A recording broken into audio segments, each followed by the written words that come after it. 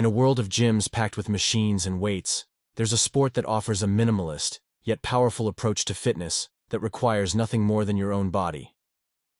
Calisthenics represent the art of mastering control, where every rep is a step toward redefining what your body can do. For centuries, calisthenics has been practiced by warriors, athletes, and fitness enthusiasts who understand the power of complete body control. This training is not about isolating muscles or relying on equipment. It's about building a body that moves, reacts, and performs at its peak, all by harnessing natural movement. Calisthenics athletes don't just look at muscles as their top priority. To them, meaning of the sport is not just in their bodily measurements. They look at that pursuit as a much more rounded approach to training. Chasing numbers is not important, but mastering your own body, having complete control with every rep and in any position is something these athletes see as much more valuable. The appeal calisthenics have is in its simplicity. Using just your body and your surroundings, you can push your body to its limits. Today I will provide an introduction and an easier understanding of the sport, which I hope will be very helpful on your journey. Programming calisthenics workouts is different than making gym programs in a few ways. The main difference is the driver of progress. While in the gym, when you get stronger, you can simply add more weight in order to keep progressing. In calisthenics, you will rely much more on volume and intensity techniques in order to challenge your muscles further. While I recommend using weights even in calisthenics, there are a lot of athletes who prefer training with just their own body weight.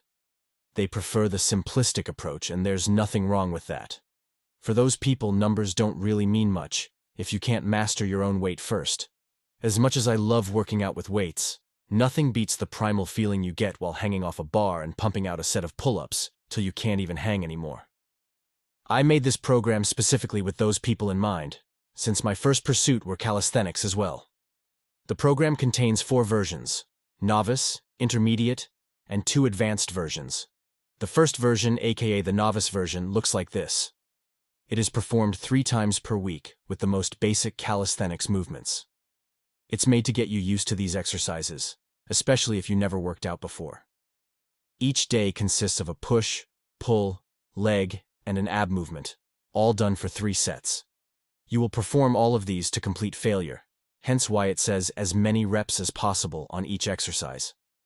The reason for this is because beginners can't do that many reps anyways, so by going to complete failure you will adequately stimulate your muscles and have them grow, while also learning how to train hard. When you can comfortably do all these exercises for a reasonable amount of reps, for example more than 6 pull-ups, 30+ push-ups, 10+ dips, then feel free to move to the intermediate version of the program. The intermediate version looks like this. It's a 4-day per week split. You're still doing your basic movements, but this time the volume and exercise amount is increased. You're still doing as many reps as possible, since you have to reach failure to keep growing. You can also experiment with really controlling your technique on exercises, or pausing at the bottom of the movement for additional stress to your muscles. Since you're not working out with weights, increasing the volume is the way to keep overloading and growing. You can't keep growing if your workouts aren't getting harder. I've also added arm exercises since they should also be a priority. There are a lot of limitations when working out without weights, mainly with isolation exercises.